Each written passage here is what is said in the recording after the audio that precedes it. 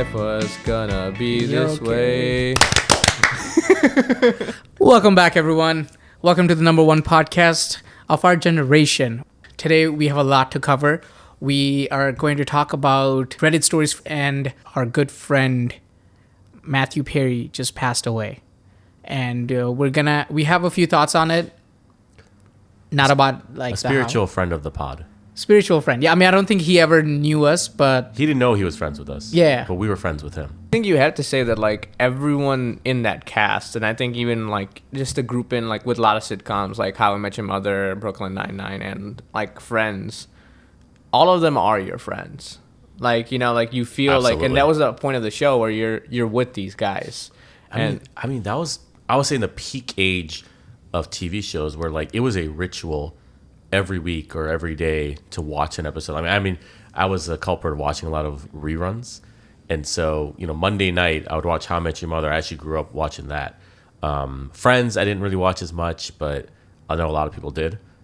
And, man, it's going to be different. Even though the show's been done for, at this point, 15 years? I think they did a 20-year anniversary or something. The reunion was just last year or something like that, right? Okay, so a lot longer than I thought. It was 2 years ago. 2 years ago, yeah. I mean, COVID, it was all like that. 3 years were just 1 year in my eyes. I mean, I remember it because it was a big year for reunions because the Fresh Prince had one, and then so did they. And I know that Harry Potter also had one around the same time. Oh, yeah. Yeah. The whole thing was, I think what separated Friends from everyone else, because it was like one of the first of their time to do it, right? Like they were like one of the first people that like got that big paycheck of $1 million an episode. And they were testing the waters of what's okay on network television week over week. And like I think one of the most uplifting thing that like connected with a lot of people, especially my age, is like when you're looking at life, especially nowadays with like social media and stuff, and you think, wow, I'm missing out. I don't have a big car. I don't have a house. And like I'm in my 20s and I'm not doing these things that I see on social media. And then you recognize that like, oh, Ross, Phoebe, Rachel, Joey, and Chandler were all in their 30s, like in their late 20s when this show started. And they were just figuring stuff out. A lot of these shows do that. Because How I Met Your Mother, he also started in his, right, like almost 30, I thought. Well, I think it was like late 20s and then he became 30s after like 2 seasons or something. So but it becomes relatable at that age because otherwise you're right. Like the expectation is you don't have it figured out. Sorry, you're going to say something? Yeah, so I mean, I was just kind of going along with the same theme as you, where I think, that was the beautiful part about it. They were still living in an apartment. They didn't have to deal with, crazy mortgage, interest rates and mortgage prices. I mean, they addressed it, but yeah. I do think that like that one was crazy in itself because the size of that fucking apartment in New York would be an arm and leg no matter where you go. Yeah, but a common thing though they talk about, because you're right, a lot of people have mentioned that.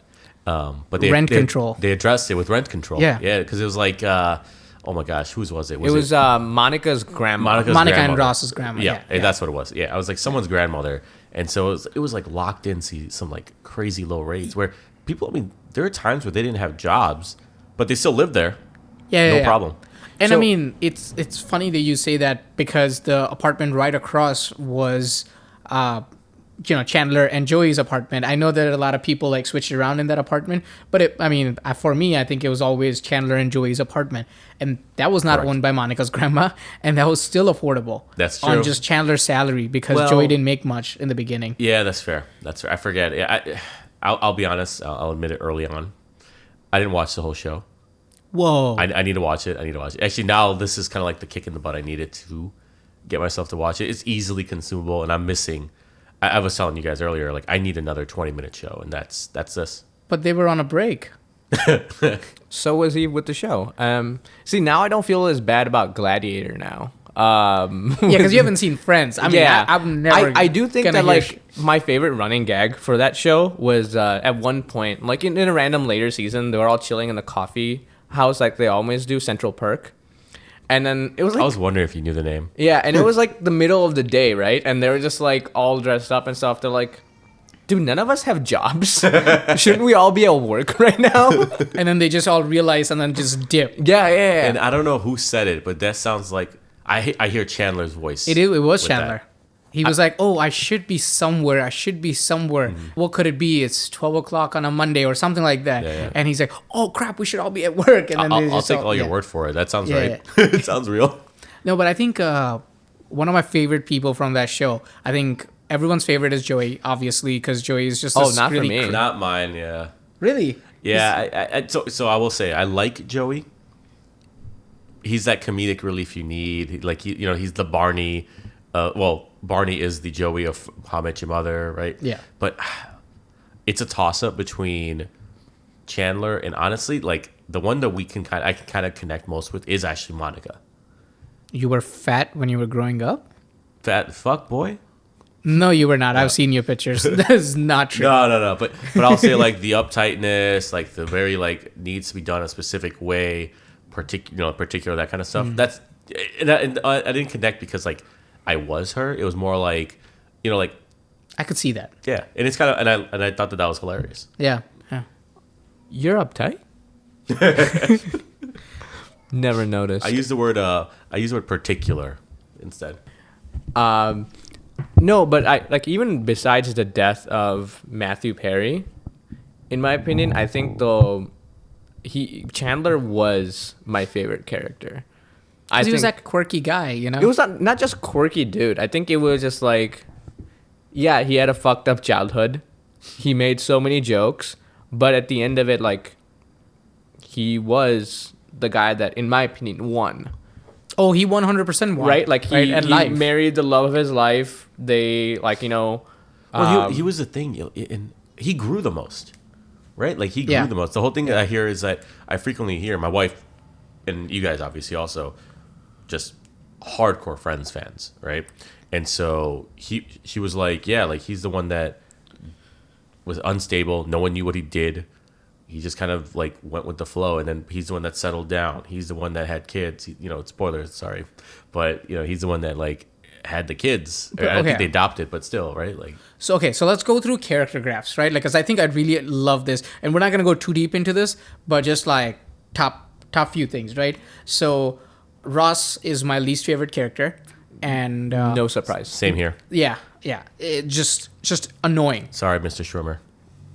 Loved him in Madagascar, though. Yeah, I've seen a couple of things. I just can't voice? remember it. I think he voiced the giraffe in Madagascar. I don't know why that feels on brand. Because I know the hippo was voiced by Jada Pinkett Smith. Whoever Melman was, that's David Schwimmer. That's the giraffe. That's the giraffe. Perfect. Yeah, because I know the hippo was Jada Pinkett Smith. The zebra was Chris Rock. He was the giraffe, and I forgot who the lion was. So you are smarter than a fifth grader. Yes.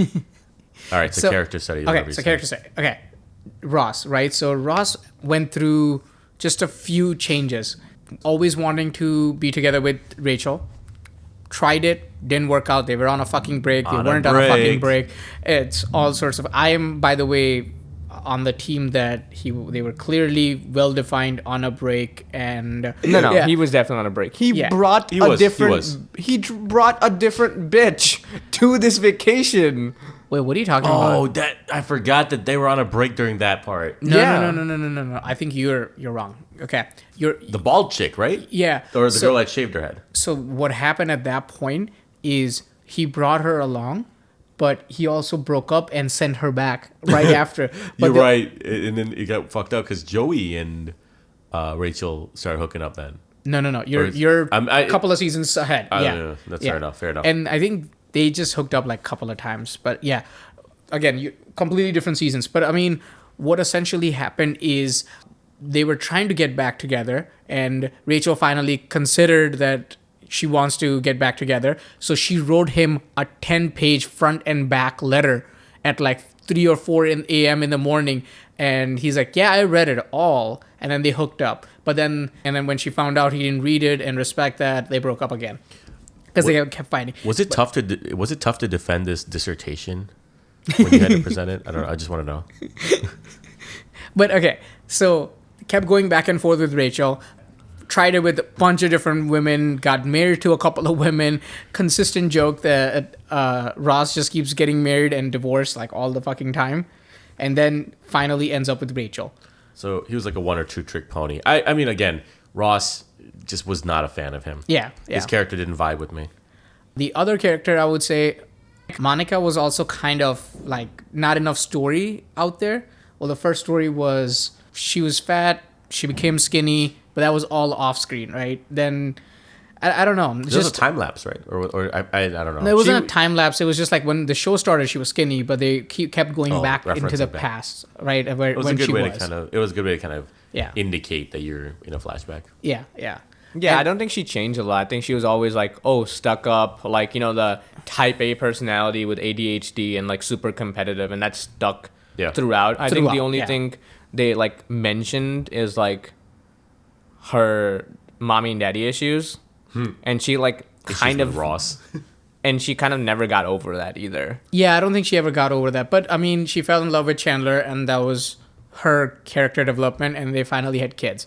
And she got married because that's all she always wanted to do, and she was always worried that she won't be able to do that.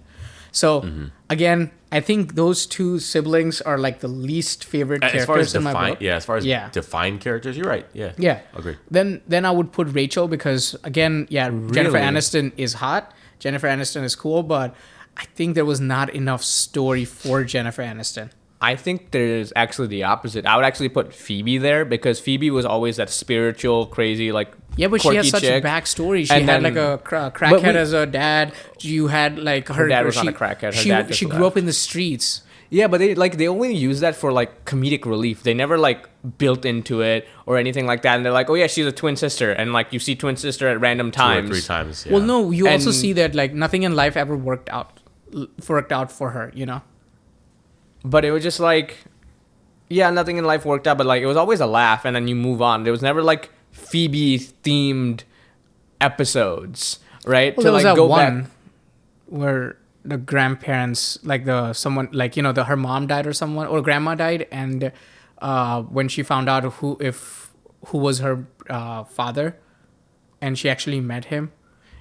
Yeah, like other than that, dude. But like the reason I think Rachel's was better is because she was one of the main protagonists in the beginning, right? She came into this coffee shop with a wedding dress as this person that like had no sense of money, no sense of like, you know, very entitled. Yeah. Right? And then she goes from that to, okay, I'm making it on my own. I'm learning to live by myself, to working up, doing what she's good at, going up the corporate ladder and working at, I think, Calvin Klein or... She's a buyer for maybe. Let's just use Calvin Klein. I don't know. I think it was also Gucci at one point. No, it was or not at least her Gucci. last job was, I think, Gucci, right? I thought department store, but maybe Macy's or I don't know why I thought those, but Bloomingdale's. Bloomingdale's. There you go. Something like that. She did She did Bloomingdale's in the That beginning. sounds right. I don't know why. And then she did something else. I'm forgetting.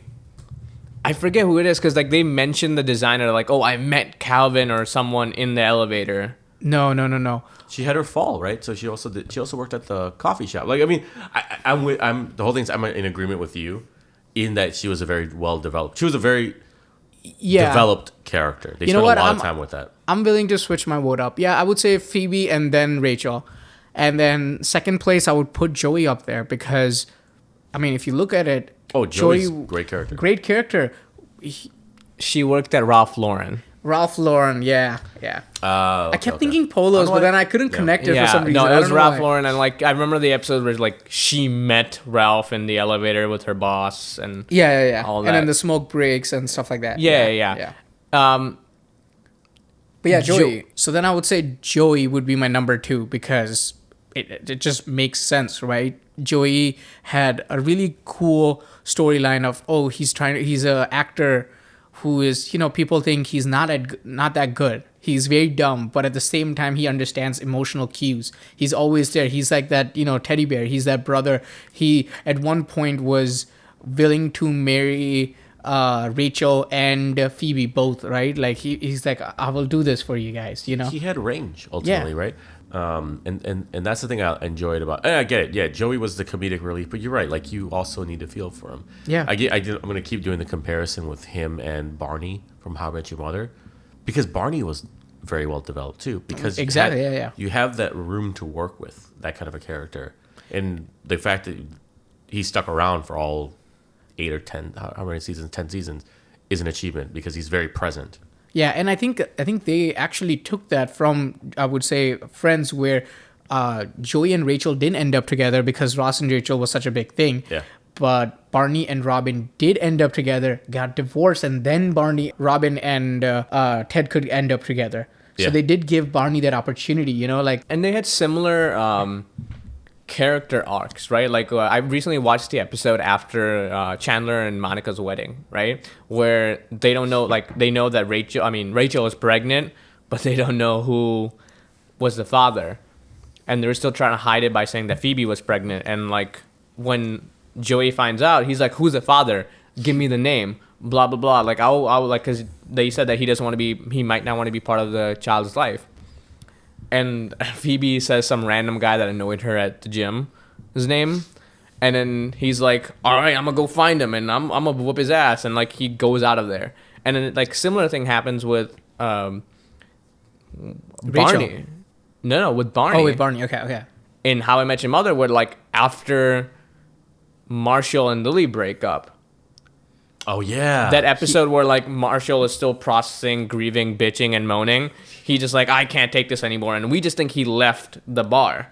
But what he did was he went straight to the airport. We actually find that out like almost at the end of the season, Yeah. what he actually Yeah, did. like he went dude, straight. that flashback was dope. Yeah, he went straight to the airport, went to California or San Francisco. I mean, same. Same. And then was like, you're making the biggest mistake of your life for staying here, blah, blah, blah. And that's all I'm going to say. And he dips. No, But- he gives her a return flight ticket to New York anytime she wants to use it, because he knows that like she won't have enough money left, Yeah, and that's- she won't Agreed. make it in this without Marshall. Like she could have made it, like I think in the later seasons that she does pretty well for herself with the art business, or at least she knows what good art is. She's an art collector, yeah. Yeah. But Curator. so basically he was there for that, and now. So number 2 is Joey. Yeah, and the Okay. reason why I think, which leads to Chandler being our number one, and it has nothing to do with the recent events. I think I've always resonated with Chandler a lot, because he's that quirky person who's like awkward in situations. He's still a child who needed a lot of growing up. He needed that support and love, and he just thought that the world didn't work this way until someone showed him that the world did. And then it just like opened his mind completely. Like a good example of this is the bath scene. Like he has never taken a bath before. And then, Forgot about Monica's like, you could take a bath by yourself. I'm gonna give you an all-in bath here. And here's a boat if you feel feminine or something like that. But you Bubble can bath, you had a bubble bath. yeah. And then they play into where they're like, everyone goes in the bathroom one after the other, and that's where they do pretty much the gender reveal for Rachel's baby. Before long before gender reveals burn down forests and cities. Yeah. Pretty tame. I wonder Wildfires. what that time was. Yeah. No, but like it was not just that, right? Like you see this person that is hurt, right? Like damaged. You could say damaged goods, and like he says it himself, where like he came from a fucked up home, not like abusive fucked up, but neglect. A lot of things were happening. Yeah, neglect. Yeah. Right. His mom was always focused about her books and all of that stuff and writing and doing her own thing, and the dad was living a second life because he hasn't come out. The dad had not come out of the closet at that point. Yeah. And like he said, like the Bings. No one named the Bings are happy. They just use the pool boy for their own sexual games. Ask Microsoft, man. Ask Microsoft. Damn. Nice. I hate you. So the other thing I'll say, like I know we're focusing a lot on the Friends part of it, but I think we talked about this a week or two ago. Also, this is like fucking crazy. We talk about so much shit on this pod that becomes very relevant the week or two after we talk about it. Like we somehow talked about Mathew Perry like a couple weeks back, right? And I was telling you guys how like I thought of Mathew Perry first as a movie star rather than like a character on Friends. Which is crazy because I don't know a single person outside of you who thinks like that. But I mean, you noted some really good movies. I haven't gotten around to watching them yet, but I know he did some really awesome work on it. Yeah, well, so I watched growing up. I really liked the movie called The Whole Nine Yards. And fun tidbit I just learned recently is that he made a bet with Bruce Willis that, hey, if this movie does well, because Bruce Willis was not on board. He's like, dude, garbage movie, blah blah. And he's like, listen, do this. If it does well, obviously you've made a lot of money, but I want you to come on Friends free of charge. Now, as you all know who've seen the movie or the show, he came on the show. And the whole thing is that he donated what his fee was. I forgot to a charity or something like that. But I think it was. No, I was like, that movie is. I was recently telling my brother too. I'm like, hey, we should just rewatch this movie to, like, in honor of Matthew Perry, because growing up, like, I mean, honestly, that was it was a big movie. Like, we watched that movie a lot, and it just came out at like a good time in my life. What's the name of the movie? The Whole Nine Yards. Yeah, I think the charity was Matthew Perry's charity, actually. Okay. And the reverse of the bet, if the movie didn't do well, he was going to donate his fees. Fair. Which would be a lot higher as a series regular. Yeah. As a series regular, you get paid a shit ton. It was for the movie. It was not for the show. Like, it was But not for Bruce Willis, it was the show. So I assume that... I thought it was the same thing. Like, just like an episode, a fee from one episode would be donated or something. I mean, towards the end of that 12th season, I think it was 12 seasons total, right? Yeah, I mean, Rachel was making the most. I think it was $1 million an episode or something crazy. I think all of them were really around there. Yeah, like, yeah, because they $1 million were an episode is you insane. couldn't write them off at that point, right? Like, how would you write off a character? Yeah. Like them, right? And they built the blueprint, because I think at that point there was may have been overlap with Friends and How I Met Your Mother or some other shows. No, there was no. I think 30 Rock or something like that would be overlapping, but nothing. But you'd have like this, like, they've developed and I don't know if it was only them, if some show preceded them. I just didn't watch any of those either. Is they developed the blueprint of a, like, 5 or 6 close friends group where you have, the serious one, the comedic relief, the couple, as well as, the wild card that kind of can go between all of them. So I like that you mentioned, like, how much they're making, because towards the end of Friends, they made a 1.1 million an episode, and the thing is, that's all of them. Each of them. Wow. Because as they were good friends and coworkers, I think Matthew Perry and Jennifer Aniston were the ones to lead the negotiation and be like, we all want to be paid the same. The pay parity, man. And that's contrast to every other sitcom we see, because, like, Big Bang Theory, How I Met Your Mother, right? Sheldon got paid the most. Sheldon and Kaylee Cuoco. I was saying Kaylee Cuoco. Yeah, because right? That made sense. Then you have Barney Stinson. He made a shit ton more. I'm blanking on his name right now. Neil Patrick Harrison, yeah, like the white Harold and Kumar White Castle star himself. He stole the show, dude. Homeboy made a cameo. It was a great cameo. Yeah, but yeah, he made more than everyone else. But, like, that goes to speak more about Matthew Perry, because, like, everyone, like, and how good friends they were. Roll credits. I see what you did there. But they helped him throughout his addiction in Friends, like Jennifer Aniston and all these people, and they all looked out for each other, even when these problems were hidden. And, like, even after the show ended, like in a reunion, I think they said, if you see someone, like, from this Friends cast at a party, that's it. Night's over. Say goodbye to the people you're with. Say goodbye to everyone else, because you would just be with this person for the rest of the night talking. So I'm going to stop this right here, because one of the other things that I want to talk about is exactly what he wanted as a person, right? I'm going to take Friends out of him, because I don't think Friends just defines him. So one of the things that I'll start off with is what happened and how did it happen. First thing I will say, what happened was, I mean, we don't know everything. We've just read a couple of articles. But from what happened is, I think Matthew Perry went for a game of pickleball. He played for 2 hours, and this sounds very made up, but no, he had a coach and everything for pickleball. And he came back from a game and he asked his assistant to grab some groceries or something. And he went into his jacuzzi and somehow drowned. I don't have enough details around exactly what happened and how he drowned himself in the jacuzzi, but That's crazy, man. yeah, He had to have gone unconscious for something else, and then yeah. Yeah. So- because the tox screen report said there was no presence of any other drugs or alcohol. Yeah, he's been sober for a year at that point, and he's been in and out. He's been in and out, but he's been sober for at least a year. That's what one of the reports that I read. Could be longer, could be less. Yeah, I'm not yeah. 100% sure. But yeah, that was the case. And then when the assistant came back in 2 hours, he was passed away. Yeah, that's a scary sight to come to. And on top of that, especially when you just stepped away for a little bit Yeah. and suddenly you come back, you could have just gone like literally just used the bathroom or something. Yeah. And maybe done like one other thing, and suddenly you come back and he's gone.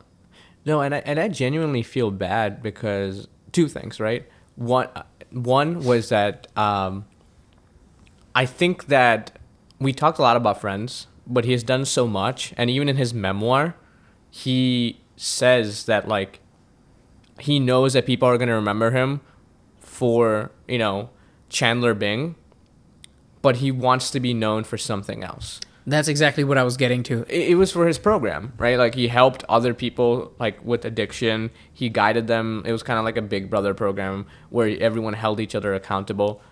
He was part of it himself, and he coached many a star with their addiction. Yeah, and his program, he wanted to be known for that, like you said, and he also wanted to know for his other work as well. He clearly said that I know that when I die, people will know me as the Friends actor, and that's what the headlines is gonna read. But I wanted to also be known as a person who helped people, and I think that matters a lot, right? So I want to, address that he was more than just a Friends actor. Friends was a part of him, but not the whole him. He has done quite a lot of other work, like we discussed, The Whole Nine Yards, and a couple of other movies. That I mean, you guys know 17 again, right? 17 again, yep. Where, Of course, apparently young him was Zac Efron. Yeah. Well, I'll go with it. Yeah.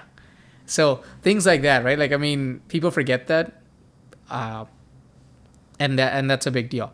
One of the things that did tick me off about this whole thing, and Mathew Perry just passed away. I think the first calls were probably made to the close family, and then to the studio, because they probably have to let all the studios know of what's going on with the specific actor, right? Yeah. I think the news broke to us around like 6 p.m. or later. I think at least by the time I saw this, it was like at 7 or 8 o'clock at night. And I think it was around the same time I think we all read it as well, because we all started talking about it.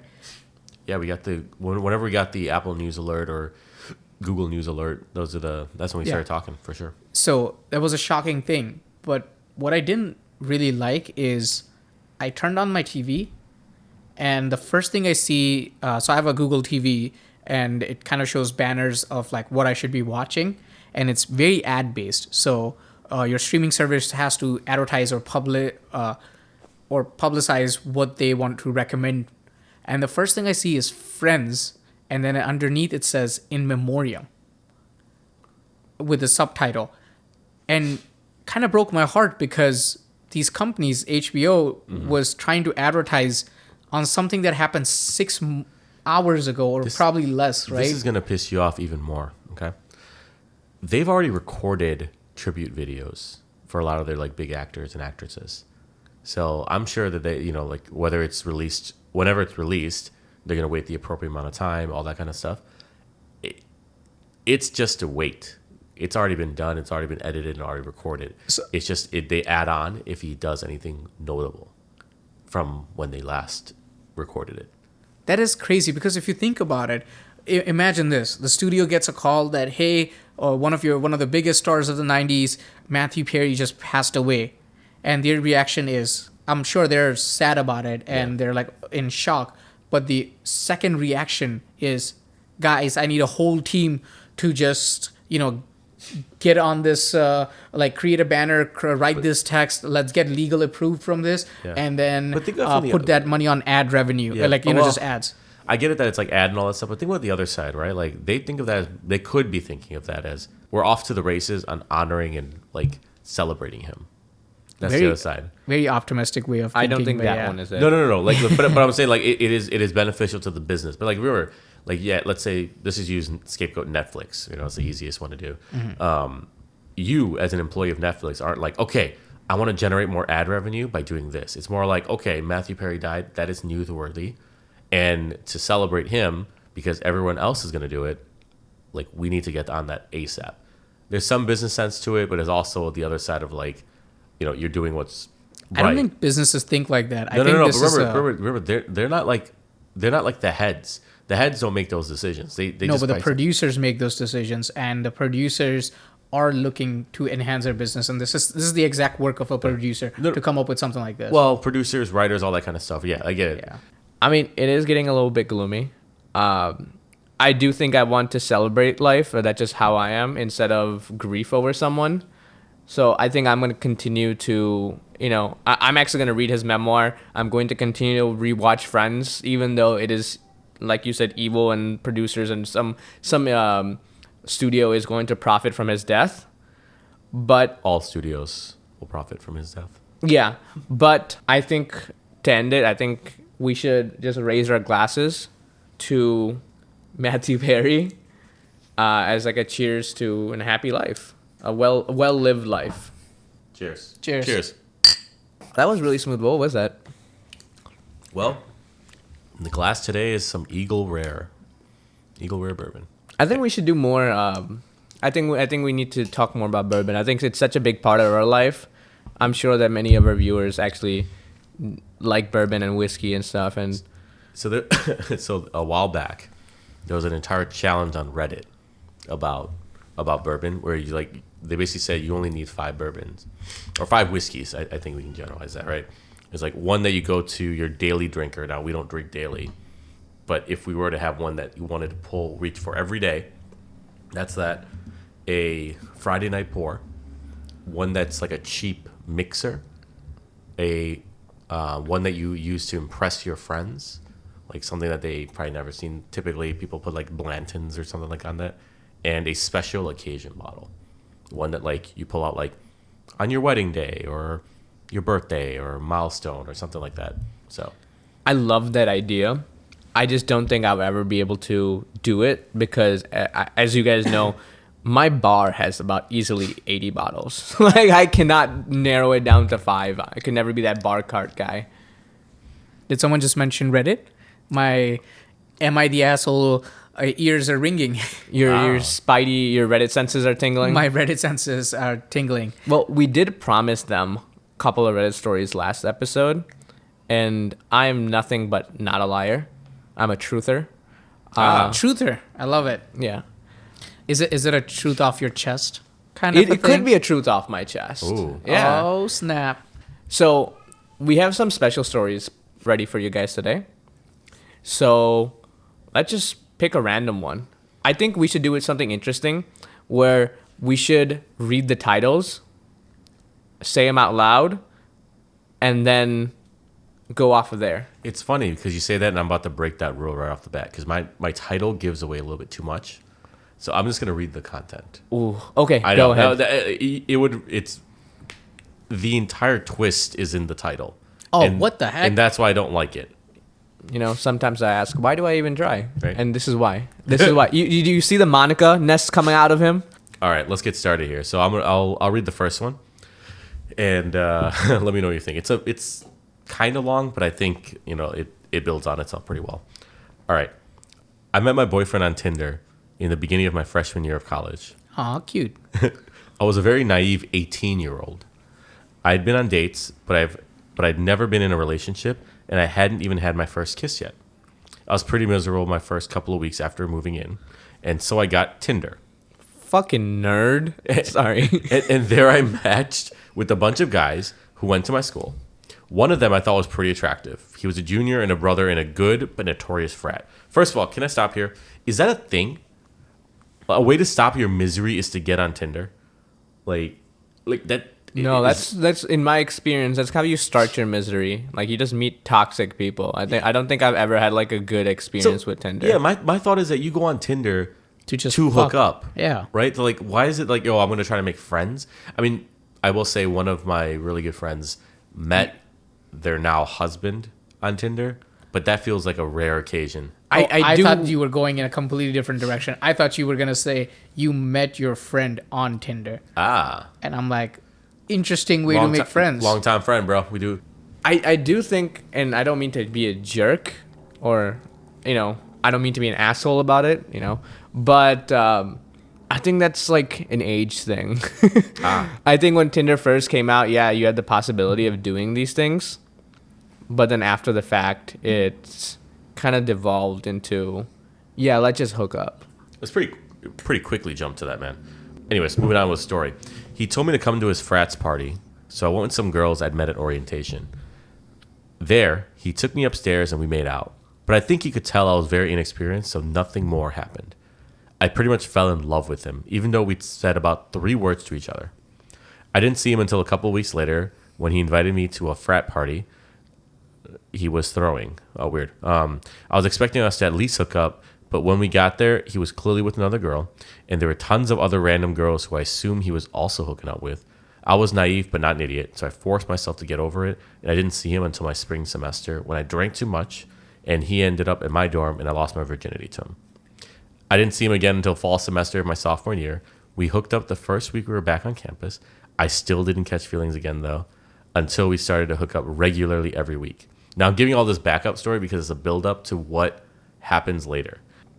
Again, at that point, I was pretty much in love with him, although this time I did have reasons beyond just him being a large, attractive, powerful, popular man. What? Oh, wow. Why'd you have to say powerful? That was weird. We weren't dating, but we got to know each other, and I saw his many virtues. Okay. However, it was still clear. Is that another name for his dick? Yeah, that's what I'm wondering, right? He was a very virtuous man. Virtue? Right? However, it was still clear to me that he wasn't into me in that way. And that was one of a number of women he was sleeping with. So I didn't say anything, and I kept it casual. He also had a pretty terrible reputation as a fuckboy.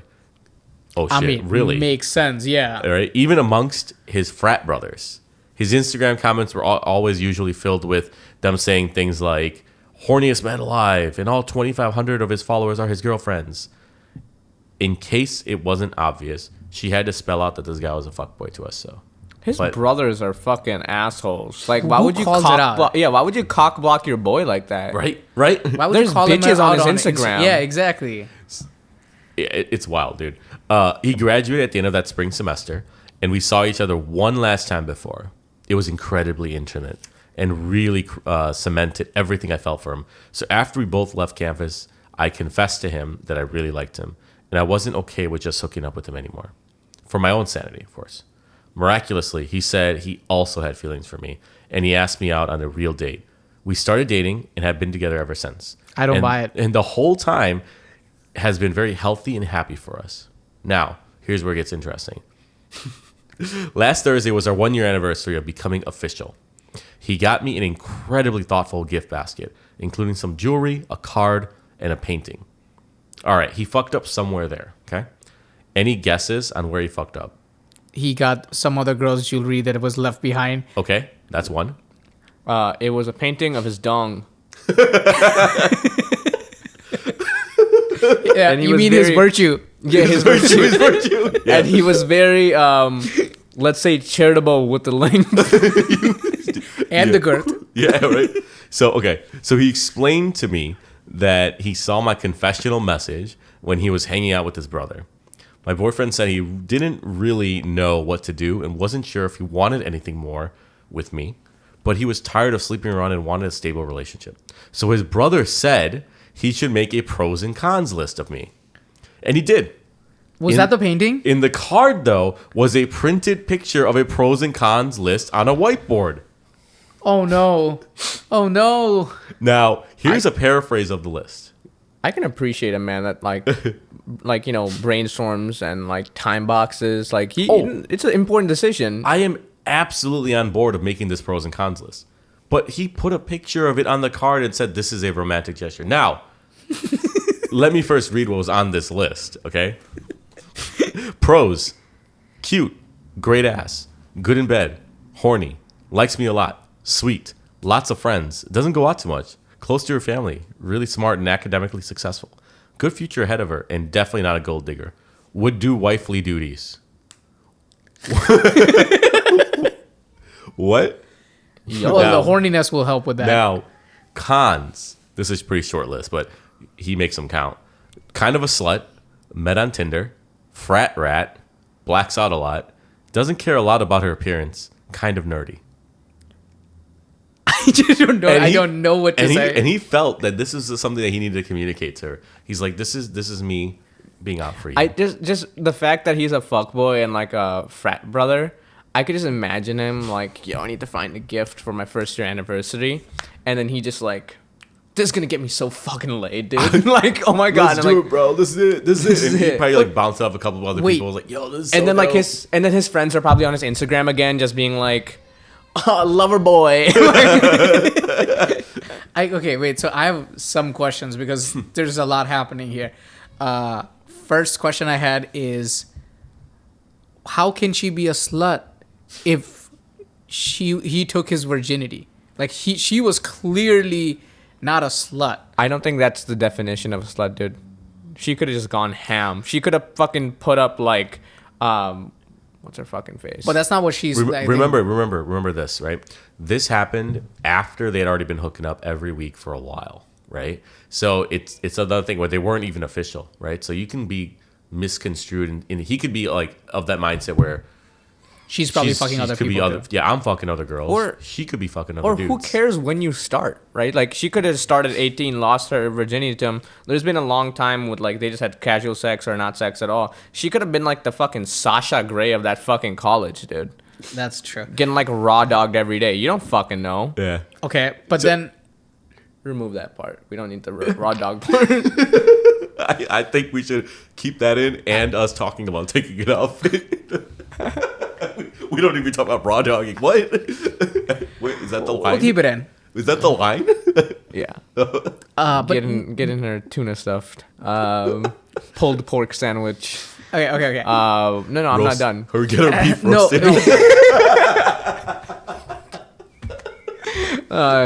Pulling a come and go. Getting her chicken shredded. Yeah. Dropping a load and hitting the road. Jizz and split. Yeah.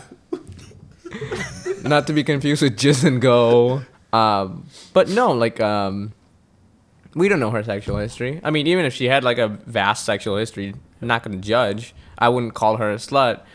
But I mean, it's how can he say that when it's- he yeah, himself is a? No, he's been fucking. Yeah. He's been fucking. But, like, you know the mindset he's at if, like, his pro and cons list includes the phrase, can Wife. perform wifely duties. The fuck does that mean, bro? Yeah. So the OP, her question at the end of all this was, what should I do? Dump his ass. Like, okay, I'm going based on, like, you know, the contents of this post, right? And I don't have any additional information. But, like, you see how, like, when he's describing her, he was like, she's smart, great ass, you know, nerdy. It was a con, but, like, she has a great career, he also said, which was a pro, but the nerdy part was a con. Weird. And all these things. So, like, you have this girl that's cute, great ass, is probably has a great career and earning a lot, can make a great wife, whatever the fuck that means. And then the No way comments she, about her boobs. yeah, I know. I think that should have been in a cons list apparently. And then the only way she described it was, yeah, he was a pretty frat boy. He was a fuck boy. He was powerful. And yeah, he was has virtues. powerful, yeah, And virtuous. a very good virtue. Yeah. Yeah. And he was strong. Like, that's it. Like, so I'm just imagining like a standard, like 6'2", like muscular frat boy. So you're saying dump, right? You're voting for dump. him. Dump his Dump, ass. Okay. What about Dump you? his ass like the Shell Corporation did with oil. That was BP. That was PP. It was all of them. I mean, fair, probably. But BP is the most well known for it. But I get your Get point. the little guys I too, didn't want, bro. I didn't want to shit on your metaphor like that, but I just felt like I had to. But whatever. Dump his ass. Like the whole thing is he doesn't understand that was like not okay, right? And that's he thought a it was red like flag. a great register. He thought that was like amazing idea, like we had talked about before. And that's the part that like, what's next? Now, as a spectator, a third party, I say stay together because I want to hear more. I say What do they do? What do they do at the 10-year anniversary? I say stay together. Here's my reasoning behind it. I'm sorry. I'm just imagining like their wedding toast and stuff, and she writes like if they stay together, like her heartfelt speech. She's crying, everyone is tearing up. Like this was beautiful, and then he just like, her rat needs some work. Pussy ain't what it used to be, but that's my girl. That lion's been tamed. Yeah. All right, but So you say stay together. I Okay. would say stay together for sure. Here's the reasoning behind it, All right? right. The reasoning behind it is pretty simple. Okay, this was this idiot, which she said in herself that he was a frat boy Yeah. a year ago when he was deciding to stay with her, right? He's not just an idiot; he's a virtuous idiot. He's a virtuous idiot, yeah. Are you calling him a dick? I've lost track with these metaphors.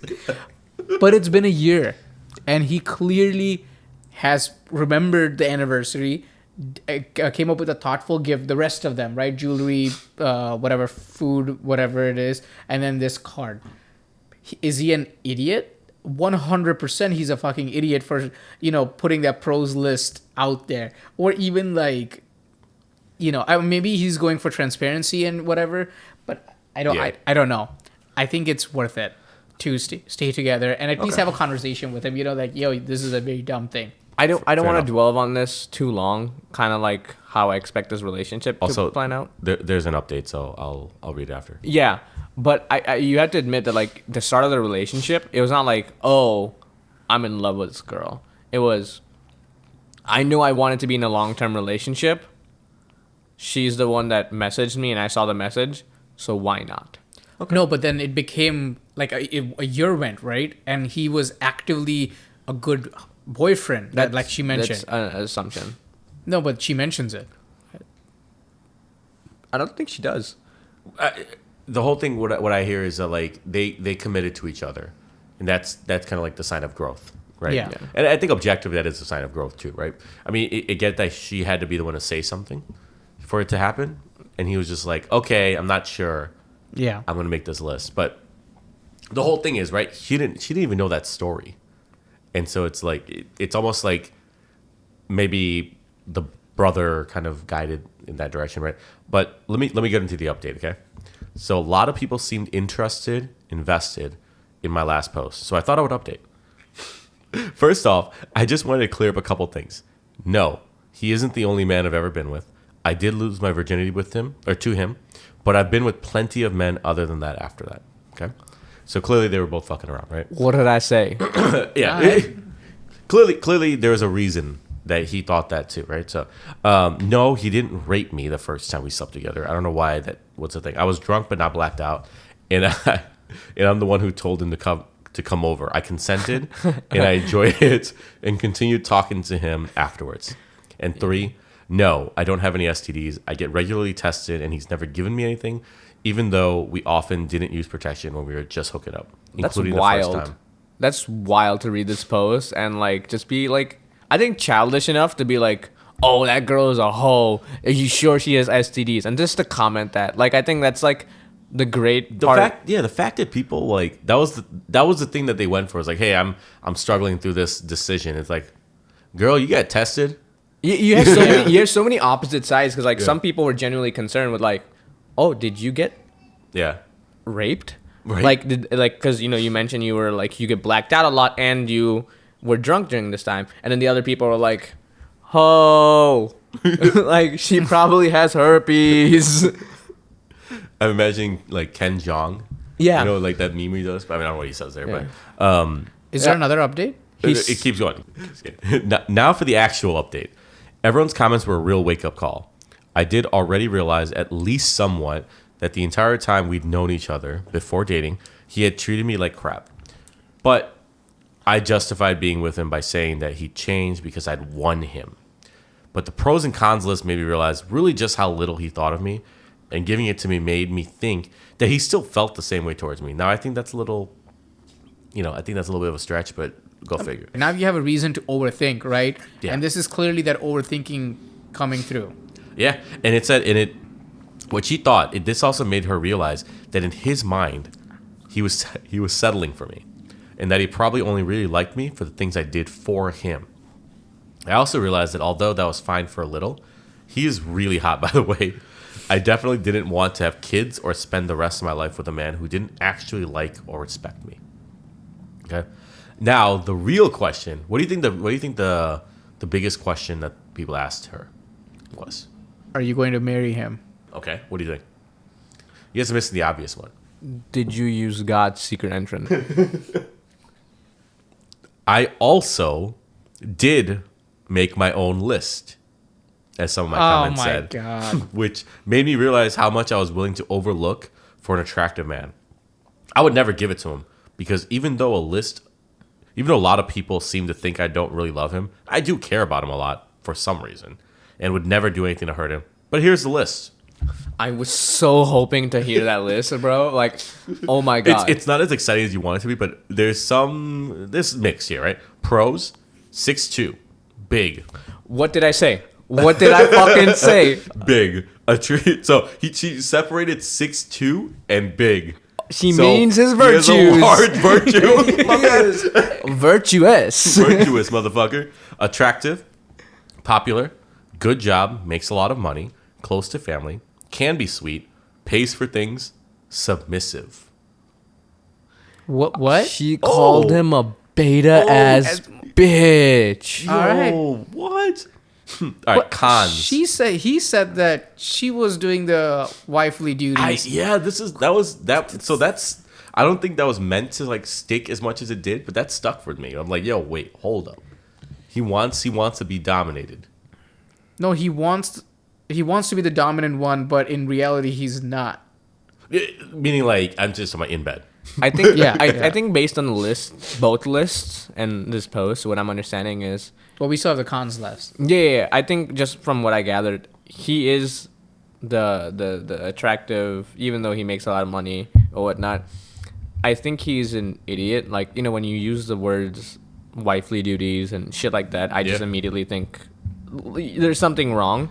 And like where you want to be the quote unquote alpha, or like, and you look at world in an alpha beta way, and he thought he was this controlling alpha, like, man of the house type of dude. And she just like, sure, I'm just smarter than you, so I can manipulate you to do what I want. And let's be real, like there's a certain sense of insecurity when you're that kind of person, right? So moving on to the cons list, right?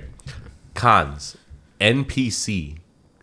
It's fucking hilarious. Wow. That's so good. I'm like starting off strong there, right? Has no hobbies or interests, drinks a lot. So it's just funny that they both said the same thing. Clearly does not respect me. Kind of stupid, not interesting, hardly an intellectual, not well read. So there's a lot of the same thing there. Just dumb as fuck. Don't have a lot to talk about together. Friends don't really like him. And the last one's the kicker, considering how much they've hooked up. Not good in bed. Oh, what?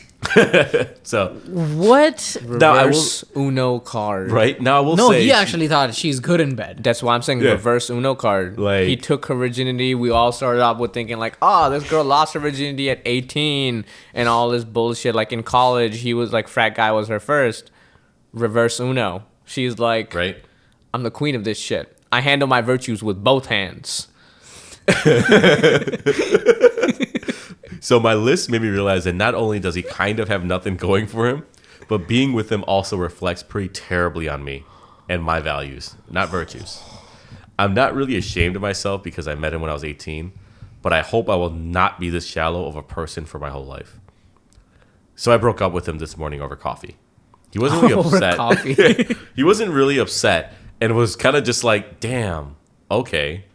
He did try to convince me to stay, but I was firm and we're officially broken up. I blocked him on everything because I have no self-respect when it comes to him. And I have no doubt he would try to booty call me as soon as you can if I didn't.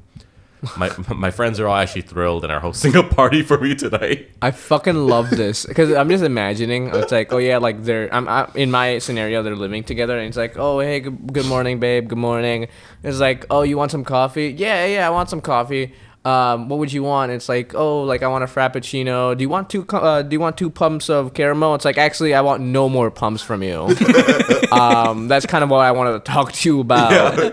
I actually want black coffee now with more virtue, and you just don't fit that bill. Damn. Wow. Okay, I really like that metaphor. My friends are all actually very thrilled and hosting the party for me, right? My family is also pretty relieved. They didn't hate him, but they thought he was really stupid. There's no like, okay, listen. And that's where this ends. Now I feel bad for the dude. I don't feel bad for him. Dude, but I mean, I will say this, right? Like, there's one thing to be said. I want to see what this list would have been like had they like agreed together to make this list. You know, she's pissed. Like, she's clearly pissed at him. Yeah. So she's like, oh, like, yeah, I'm surprised she did. Like, I'm surprised she still put in big dick, basically. Like, my man, like, that's the next level of respect then. Virtuous. Like, yeah, right? Like, this man is that virtuous. So last comment is just like, this is funny as hell. like as someone that's been in like relationships, like out of all of us, where like, you know, I'm still single, there's nothing more than like a blow to your morale when your friends and family know that you're dating someone below you. Yeah. There's a whole like, MTV show about this before, if you guys haven't seen it. Yeah. And like, after you break up, the pure joy your friends have, and you're kind of fucking confused because you're like, my heart is broken, and then they're like, yeah, fuck that bitch, leave that bitch in the back. I mean, this story's pretty fucking awesome. Okay, so I see your story, and I'll raise you another one. Oh. All right? Today I fucked up. Oh, snap. TIFU. By showing my girlfriend that I'm actually stronger than her. Wait, what? I don't. Okay, fine. Sure. I feel like there's more context needed because clearly that somehow flexed to him. Okay, so let's get into it. So when my girlfriend and I started dating, I discovered early on that she can be quite physical. In a sense that she likes to push, hold, punch, even. Bear in mind, she's not actually trying to hurt me. She's just playful like that. I found this both adorable and fun, so I played along. And here's the fuck up. If she pushed me, I would have to act like I had to balance myself. Or if the bed or sofa was nearby, I would fall onto it. If she held me, I would pretend that it was difficult for me to get out of her grip. If I pushed her and she's resisting, I would pretend like it's hard work. Same with me holding her arms, etc. You get the idea. I always assumed that she knew I was playing along and not actually physically straining myself to compete with her strength. This went on for months. You guys kind of get what's going on, right? Like, you guys, yeah, she got smacked. One day, we were chilling on a sofa watching a show when I realized I was running late to meet some friends. I told her I need to shower and make a move. She decided this was a good time for a play fight. When she sat on top of me to pin my arms under her knees, I played along and quote-unquote struggled to move her off me. A little more wrestling took place with me playing along like I do. Then I told her I really need to make a move. She was not done and continued to hold/push me back into the sofa. Eventually, I decided I need to, quote-unquote, win this little fight and get going. So I got her... You probably lift her up with a hand and just like put her on the side. Probably like accidentally flung her across the room. So I got her onto her back, held her hands near her head, leaned down to kiss her on the cheek a few times. Oh, God. And let her know again that I was running late. That's some BDSM shit right there. That position. I thought he like accidentally dislocated her shoulder or some shit. No, that's totally normal. I don't know what you're talking about. Hands above, like by the head, yeah. holding them and giving her a kiss. That's some sexual normal. shit. It is also very sexual. But it's normal. But it's something, yeah. That's normal. Yeah. Not like you made it sound like it was like like a Tuesday, 50 right? Shades of Grey kind of like shit was happening. Meeting. You gotta like make some moves. You also do that. So I want you guys to put a pin in what you just said about the breaking her hand. Oh. She tried to move her arms and couldn't. While struggling, she grunted out, "Why are you so strong today?" I laughed. Parentheses. Fuck up number 2. And looked at her like she was joking. Her eyes went wide with comprehension, and she stopped struggling.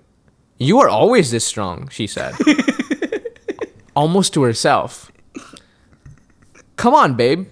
You did not really think that we are equal strength, did you?" Oh my god, this dude! Someone need to take the shovel out of this guy's hand. Then I went to take a shower, got ready, and as I was heading out the door, I noticed that she might have been a little gloom.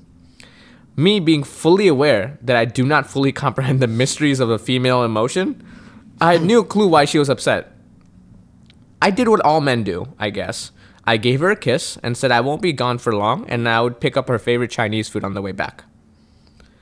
I assumed she was upset about me not spending the afternoon with her. No reply. Fuck up number 3. I should have spent some time talking it through. I instead went on my merry way and had a great fucking time with my friends. She spent the next few hours brewing, simmering, seething, and of course, overthinking. I came home with the Chinese, and as soon as I put it down on the dining table, she sprung out of the corner and attacked me.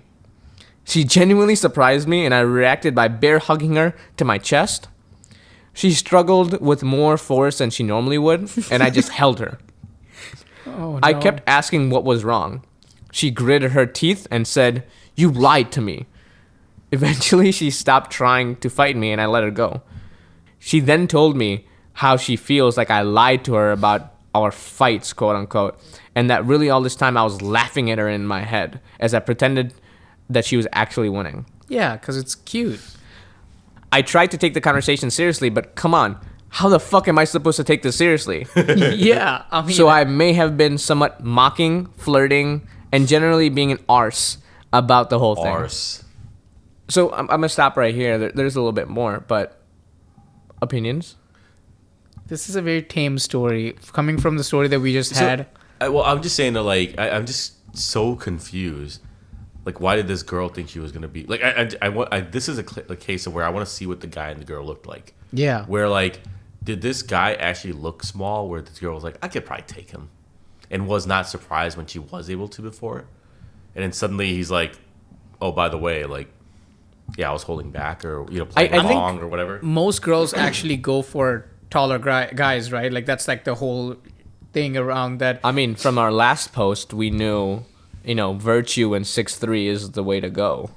Virtuous, bro. Yeah. So I'm assuming same build, same everything. I'm just saying based on like what he said. Like again, I just came up with a story, or not came up with a story, but I just brought the story. I don't know how these people look, but based on him just saying like, come on, babe, you can't seriously think this. Yeah. Made me think like this dude's probably bigger than her. Definitely Yeah. a size disparity. Yeah, that's my whole thing. Is like that's the only part of the story right now that I can't wrap my head around is how is she genuinely surprised? Yeah. But yeah, so to continue, my girlfriend got mad and stormed into her bedroom and wouldn't talk to me for the rest of the night. I tried to talk to her. I tried to reason with her, but she wouldn't let up. So eventually, I resorted to bribery. I brought her favorite snacks and put on her favorite movie to lure her out. Eventually, she gave in, and we decided to cuddle on the couch.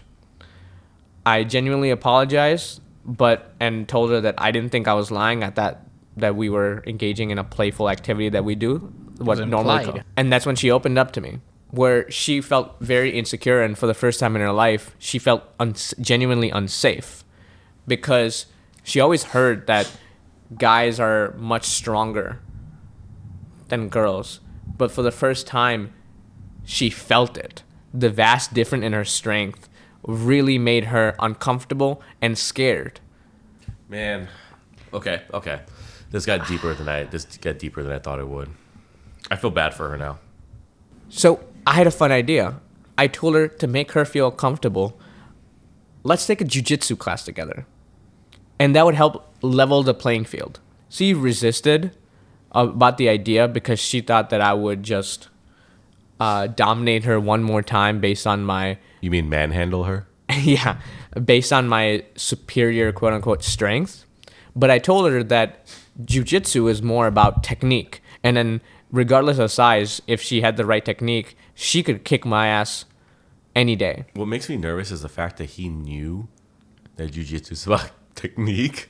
Makes me think that maybe he already knows jiu-jitsu. I mean, no, you could just have like general idea about, activities. So I'm still like confused. I don't know why it's not sticking to me right now, this story. So we actually went to the jiu-jitsu class. It was a great fun. She actually had a lot of fun. She was surprisingly really good at it and whooped my ass up and down the mat. And we were back to play fighting on the mat. But this time, she was actually putting me in a chokehold, and I had to tap out a couple times. Oh, okay. Well, this is like a feel-good story so far. But everything changed. Great timing. When one day, I came home from work. Did she do an armband? And she put me in an armband. Oh my god. And What's an armband? it's a jiu-jitsu move where like they grab your hand, and if you don't give up, they could break your fucking hand. Oh, Like your entire arm. Where she took the play fighting too seriously and wouldn't stop, even when I tapped out, and broke my hand. oh my God. Yep, So yep. she is the one who broke his. I Very am- quickly you can break someone's hand in an armband. I am currently in the hospital and will be pressing charges. And I'm typing this with one hand. We are definitely going to break up now. And that was the end. What the? That was like, oh, feel good story, blah, blah, blah. Armband. Relationship crumbles. Literally, the last two sentences kind of Personally, destroy the story. It's his fault, dude. Clearly his fault. He fucked up, though. But he gets it. No, I think it's. He created a monster. He didn't create a monster. I mean, I think that was okay. Like, I mean, she didn't feel safe. He, as a good boyfriend, he was like, have this. But he didn't anticipate her not stopping and being so aggressive and violent. I mean, I know she felt. She likes the upper hand. I don't think she understood the severity. How do you know when play fighting actually ends? That's the other thing, right? Like, When you tap out, though, that there's in like jiu-jitsu and things like that, there's clearly this probably doesn't know gestures. enough about that. If she knows the handband, I'm sure she knows tapping But out. it's Tapping etiquette. out is like the most But knowing the simple moves thing. and knowing the etiquette is different, right? But either way, like I'm she, sure- she clearly wants. She's a dom. Like clearly, No, dom, right? she in the post they said like even at the jiu-jitsu class like he had to tap out a couple times. Like Yeah. she's familiar So she with knows. it. familiar She with knows. the But, concept. But like yeah. she did say like, and I agree with you where like she likes being the dom because like the first thing she said like this OP said was I just can't believe. Sorry, I discovered early on that she can be quite physical. Like in the sense that she likes to hold, punch, and even like she's like one of those 5-year-old kids, right? And that push. just like keep punching people. Yeah. Well, right move to press charges. Right move to, break up with her. But because she did the breaking first. for half a second, I thought you meant she broke up with him, and I'm like, bro, what is this twist? Yeah, his armband breaks his hand, and it's like we need to see other people. We need to split. nice. There's been a crack in a relationship. Yeah.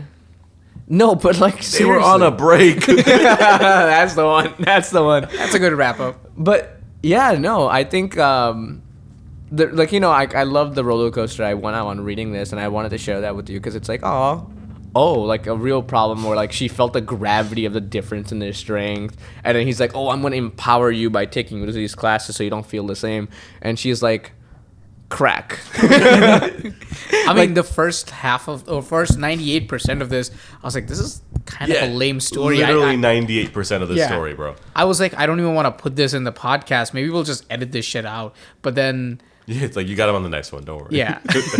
But the next two lines, I'm like, oh man, it just took a left turn.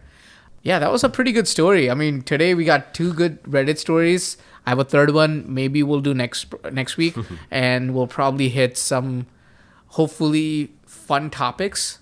I've been watching a lot more documentaries, so we could probably talk about that. We could probably talk about. I mean, there are so many topics, and I'm sure in the world we live right now, I'm sure something will happen in a week, and we'll probably talk about that. So that's it for this week. All right. Peace out, everybody. Sayonara. Hey guys. Bye.